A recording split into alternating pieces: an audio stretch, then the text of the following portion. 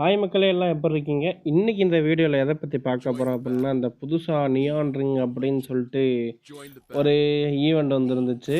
So அதில் இருக்கிற bundle வந்து பார்க்க ரொம்ப சூப்பராகவே இருக்குது அப்படின்னு சொல்லி நம்ம எடுக்க ட்ரை பண்ணியிருந்தோம். ஏன்னா நம்மள்ட்ட ஆல்ரெடி 80 டோக்கன் இருந்துச்சு. இன்னொரு 130 டோக்கன் வந்து எடுத்தால் அந்த பண்டில் எடுத்துக்கலாம்.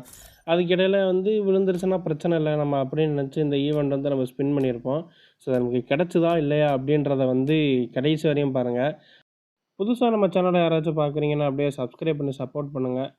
ப்ளஸ் வந்து நம்ம அப்படியே இதை ஸ்பின் பண்ண ஆரம்பிப்போம். நீங்கள் அப்படியே பாருங்கள் நமக்கு எவ்வளோ டைமண்டில் கிடைக்கிது அப்படின்றத மட்டும் நீங்கள் பாருங்கள். பார்த்தாலே தெரியும் இது வந்து எப்படி ஒரு டைமண்டு பிடுங்குற ஈவெண்ட்டுன்னு பார்ப்போம் கைஸ்.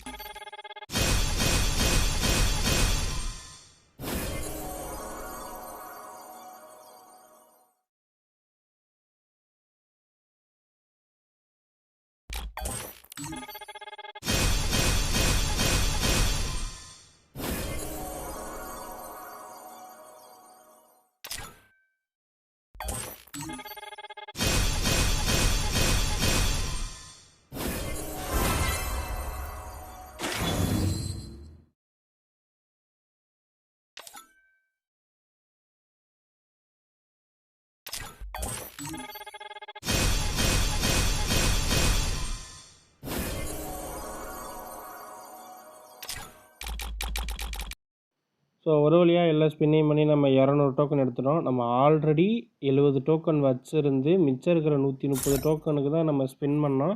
அதுக்கே கிட்டத்தட்ட 1150 டைமண்ட் வந்து கரீனா பிடுங்கிட்டான்.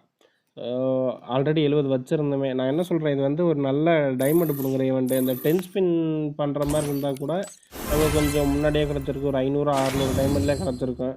ஸோ இந்த 5 ஸ்பின்றதுனால நமக்கு அந்தளவுக்கு பெருசாக எதுவும் இல்லை. இது 1000 டைமண்ட் செலவு பண்ணி எடுக்கிற அளவுக்கு இது ஒர்த்தான பண்டலான்னு கேட்டால் இல்லை.